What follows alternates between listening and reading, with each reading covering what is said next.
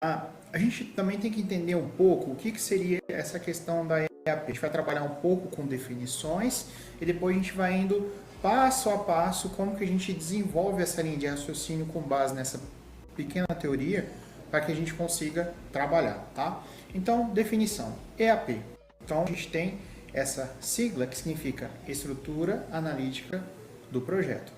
E é colocado aqui também que ela é uma ferramenta importante para o gerenciamento de escopo de um projeto. Ela é a representação visual e hierárquica de todas as entregas que devem ser realizadas para contemplar o projeto. Então, perceba que aqui ele já, nesse primeiro parágrafo, aqui, ele já resume bem. E eu resumi ainda mais ainda para vocês. Então, eu coloquei ali que representação visual e hierárquica. Se é hierárquica, existem coisas que podem depender das outras, coisas que estão dentro das outras.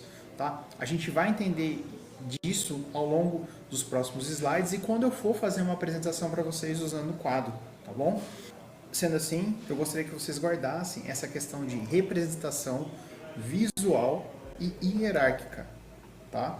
A gente vai estar fazendo isso ao longo do nosso trabalho aqui nesse tema, mas eu procurei sintetizar para vocês. Lógico, tá? Como todos os slides vão estar disponíveis para você, slides, tabelas, tudo que a gente for estar usando vai estar disponível, eu vou estar sintetizando ao máximo para tornar essa aula mais dinâmica, tá bom? Então vocês podem estar baixando isso e estar consumindo isso, tá bom? Então, pessoal, o que a gente vai ver agora? A gente vai ver 3 passos de como estar utilizando essa questão da decomposição do projeto, né, quebrando ele em partes menores e como está chegando na EAP. Então você vai ver aqui uma sequência de passos lógicos, tá, para estar trabalhando, tudo bem? Então vamos agora a esse exemplo bem simplificado aqui.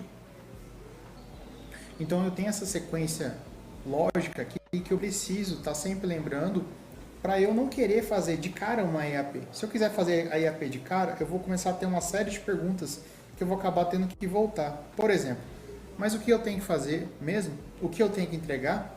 Para quem? O que ele quer?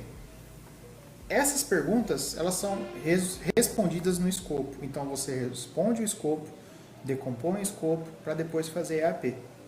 Tá bom? Então você fazendo essa sequência vai ficar muito mais simples para você. Tá? Então aqui, pessoal, a gente está olhando um processo de decomposição para se obter a EAP. Né? Então eu tenho aqui o acréscimo da decomposição do serviço, ou seja, conforme eu vou caminhando para a direita aqui, eu estou quebrando ele em partes menores. Então eu tinha aqui um produto, quebrei em 2 subprodutos, depois quebrei de novo. E eu posso quebrar isso em várias partes.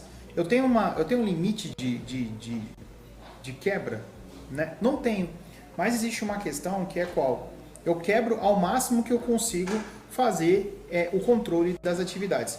Não faz sentido eu quebrar em microatividades, sendo que eu não consigo gerenciar todas essas microatividades. Então eu quebro no máximo que eu consiga gerenciar. Tudo bem?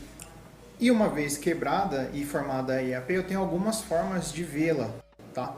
Eu tenho como vê-la de uma forma mais espalhada, tá? Então imagine que cada perna dessa aqui seria uma entrega, e eu tenho aqui no meio o projeto central. Eu tenho essa opção aqui mais quebrada sempre num sentido só. Eu gosto bastante desse método, tá? Então, você tem aqui o método até que eu coloquei no quadro. Eu tenho um projeto maior e eu vou quebrando em partes menores. Tenho esse outro aqui e assim vai, tá? Tem até sistema de matrizes, ou seja, tabela, tá? Então, aqui eu coloquei algumas maneiras de visualizar, tá? Então, fica para você também. Isso aqui é muito pessoal, é muito de cada um. Então, cada um tem um método. Eu conheço gente que gosta dessa questão de como se fosse um organograma, tá? Eu já, como eu falei, eu gosto desse sistema aqui porque ele tende a ser uma forma mais verticalizada, tá bom?